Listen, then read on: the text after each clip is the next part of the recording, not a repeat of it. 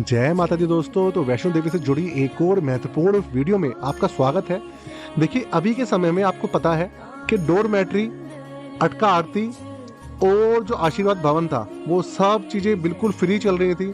तो देखिए, उससे जुड़ी कुछ महत्वपूर्ण जानकारी लेकर आपके सामने हाजिर हुआ हूँ। उसके अलावा यात्रा पर क्या हालचाल चल रहा है, कि वहां पर कौन कौन सी सुविधाएं अब उपलब्ध है, मौसम कैसा है और किस तरीके का वहां पे माहौल बना हुआ है, वो आपके साथ में शेयर करने वाला हूँ। तो दोस्तों, चैनल पे पहली बार आए हैं तो प्लीज चैनल को सब्सक्राइब कर लीजिएगा, बेल के आइकन को दबा दीजिएगा और कमेंट बॉक्स के अंदर जय माता दी लिखना बिल्कुल भी मत भूलिएगा। साथ में ये बताइएगा कि आपको मैया रानी का बुलावा कब आया है। सबसे पहले महत्वपूर्ण जानकारी से शुरू करते हैं।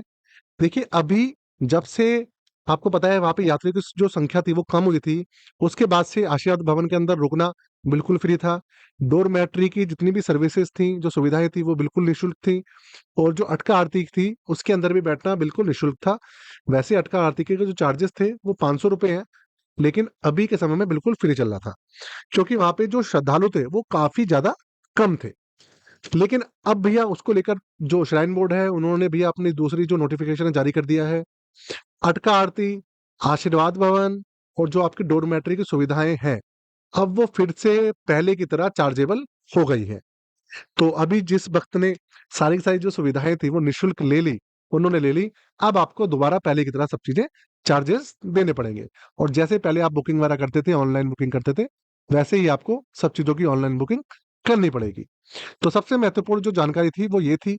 साथ में आपको मैंने ये बताया था कि पिछली वीडियो के अंदर कि यात्रा मार्ग पे जो हिरन है वो देखे गए हैं और साथ में तेंदुआ देखा गया है।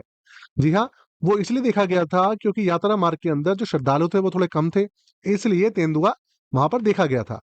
जो माता रानी का यात्रा मार्ग है उसमें सामने वाला जो पहाड़ था उस पे तेंदुआ देखा गया था। और मैंने पिछली वीडियो में आपको दिखाया भी था, आपने नहीं देखी हो तो देख लीजिएगा। अब बात करते हैं कि अब यात्रियों की संख्या जो है वो कैसी है। देखिए, धीरे धीरे यात्रा मार्ग पर जो रौनक है वो दोबारा से बढ़ती हुई नजर आ रही है। सब चीजें दोबारा से नॉर्मलाइज होती हुई दोबारा से दिख रही है। श्रद्धालु धीरे धीरे धीरे धीरे दोबारा से बढ़ रहे हैं। और जो होटल है और जो धर्मशालाएं हैं वो फिर से धीरे धीरे अब बढ़नी शुरू हो चुकी है। सारी दुकानें जो थी, जो रौनक थी पूरे के पूरे कटरा की और यात्रा मार्ग की और मैया के भवन की, वो सब दोबारा से लौटकर वापसी आ चुकी है। वैसे लेकिन अभी इतने श्रद्धालु नहीं आए हैं, लेकिन श्रद्धालुओं की संख्या फिर भी पहले के मुकाबले काफी ज्यादा हो गई है, 2 से 3 गुना हो गई है पहले के मुकाबले। हाँ, फिर भी लोग वैसे रेगुलर जो आपको भीड़ भाड़ दिखती है, बिच्चम बिच्चा जो दिखती है, वो अभी नहीं है। और ज्यादा मुझे लगता है 31 मई तक चीजें जो है ना अभी थोड़ी नॉर्मल ही चलेंगी। अगर अभी भी आप दर्शन करने आ रहे हैं तो आपको दर्शन बहुत अच्छे हो रहे हैं। आप चाहें तो एक की बजाय 2 बार भी मैया रानी के दर्शन आराम से कर सकते हैं, है ना। तो दोस्तों, अभी इस समय ये सब चीजों का हाल चल रहा है। बात करते हैं आना सेफ है या नहीं है। बिल्कुल सेफ है, किसी तरीके की कोई भी डर या घबराने वाली कोई भी बात नहीं है। वहां पे सीआरपीएफ की जो तैनाती है वो बढ़ी हुई है। किसी भी तरीके की घबराने की जरूरत नहीं है। अभी के समय में कोई टेंशन नहीं है, कोई ब्लैकआउट नहीं है, कोई यात्रा मार्ग के अंदर किसी भी तरीके की रुकावट नहीं हो रही है। सब चीजें सुचारू रूप से चालू है। अगर आप जाएं तो ताराकोटी मार्ग से जाएंगे तो आपको थोड़ा सा और ज्यादा खाली मिलेगा, क्योंकि वो वैसे भी खाली ही रहता है क्योंकि कम श्रद्धालु वहां से जाते हैं। और अगर आप पुराने रास्ते से और हिमकोटी मार्ग से जाते हैं तो वहां पर आपको थोड़ी सी चहलकदमी ज्यादा देखने को मिलने वाली है। देखिए, आपके सामने पूरा का पूरा अभी ताजा नजारा है, आप देख रहे हैं जो श्रद्धालु हैं वो आराम से आ रहे हैं और जा रहे हैं। दूसरी बात, बात करते हैं कि मौसम कैसा बना हुआ है। तो देखिए, अभी के समय में क्योंकि मई का महीना चल रहा है, कटरा के अंदर तो बहुत ही ज्यादा गर्मी है। अभी 3-4 दिन पहले वहां पे आंधी और तूफान भी आया था, वो अच्छी खासी बारिश पड़ी थी भवन पे। लेकिन कटरा के अंदर बहुत ज्यादा गर्मी है। तो भाई बहुत ज्यादा आप सर्दी के कपड़े अपने साथ रख के बिल्कुल भी मत लाइएगा। दूसरी बात, अगर छोटा बच्चा है या अंकल आंटी है कोई, तो देखिए बच्चे के लिए तो एक गर्म कपड़ा जरूर रख लीजिएगा, हल्की सी जैकेट वगैरह जरूर रख लीजिएगा। और अपने लिए भी एक हल्की सी जैकेट जो है वो जरूर रखिएगा, फुल बाजू के कपड़े जरूर रखिएगा। क्योंकि भवन पे रात के समय ठंड हो ही जाती है, भले ही कितनी भी गर्मी क्यों ना हो, लेकिन भवन पे आपको पता है वहां पे ठंड हो ही जाती है। और भैरव बाबा पे भी भैया ठंड होती ही है। और दूसरी बात, पल पल यहाँ पे नजारा बदलता है, पल पल यहाँ पे मौसम बदलता है। मैया चाहती है तो भैया धूप निकलवाना चाहती है तो धूप निकल जाती है, और मैया चाहती है तो भैया दिन में भी रात करा देती है। यहाँ पर A to Z सब चीजें मैया रानी के हुक्म से ही चलती है। दर्शन बहुत अच्छे हो रहे हैं। होटल्स की बुकिंग की बात करूं तो होटल्स भी अब धीरे धीरे दोबारा से बुक होने शुरू हो चुके हैं, भरने शुरू हो चुके हैं, क्योंकि ना अब जो है बच्चों की छुट्टियां पड़ चुकी हैं। 18-20 तारीख से जितने भी बच्चे थे सबकी छुट्टियां पड़ चुकी हैं। दिल्ली एनसीआर को आप ले लीजिए या किसी भी और शहर को ले लीजिए, सारे के सारे लोग जो हैं अब वैष्णो देवी की यात्रा करने के लिए निकल चुके हैं।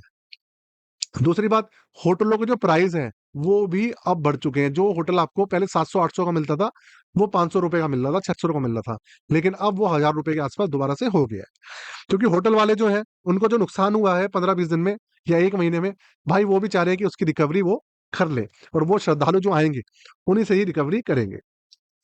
दूसरी बात, अगर आप आते हैं तो घोड़ा, पिट्ठू, पालकी, हेलीकॉप्टर सारी सुविधाएं बिल्कुल चालू हैं, सुचारू रूप से चालू हैं।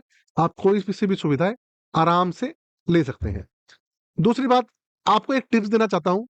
अगर आप बिना थके पैदल यात्रा करना चाहते हैं तो देखिए, मैं आपको थोड़ा हिंट देता हूं। आप आराम से यात्रा कर सकते हैं। आपको क्या करना है कि अगर आप जब यात्रा शुरू करते हैं दक्षिण द्वार से, तो कोशिश कीजिएगा स्टार्टिंग के अंदर आप कोई भी जो सीढ़ी है उसका इस्तेमाल ना करें। गलती से भी चढ़ाई के समय में सीढ़ियों का इस्तेमाल मत कीजिएगा, नहीं तो आपके जो घुटने हैं उनमें बहुत ज्यादा दर्द हो जाएगा। आप ये बहुत जल्दी थक जाएंगे।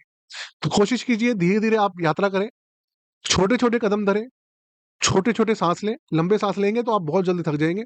छोटे छोटे सांस लें, और आपका जो बैग होता है, पिट्ठू बैग होता है, उसको अपने कमर की बजाय आप जो चेस्ट है उस पर टांग लें।